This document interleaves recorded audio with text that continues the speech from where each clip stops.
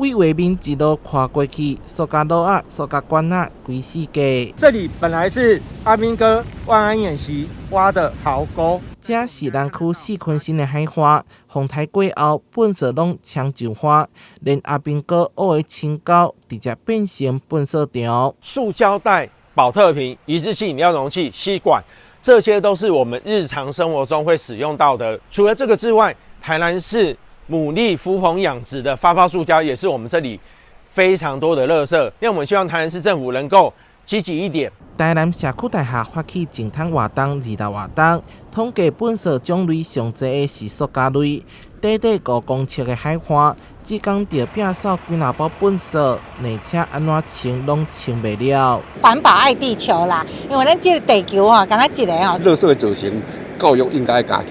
另外，这个所在较早非常的清气，阮较细汉带囡拢带囡仔来遮耍，最近拢袂来。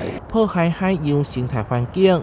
由国小定期带学生去附近的咸水溪做生态教育宣导，嘛用25000的橄榄挂打造一面艺术墙。我们学校学生因为在课程中去净滩，然后发现很多的瓶盖，如果纯粹做回收有点浪费，所以就想说可不可以拿来做装置艺术。所以我在我们的课程里面，我们就会去做水质净化，对，是协助这推广环境教育的部分。那以去年跟前年相比那111年的时候的我们清出来的海洋垃圾有高达4000公吨，那去年呢减少了，然后减少到2880公吨。那市府也会持续的继续的努力。市府表示，这几档海洋粪扫废弃物大当减少，同时拢会定期做清理。台南社大呼吁爱为自身做起，做好环保，莫黑白当粪扫，幸福大自然一个清气的海洋环境。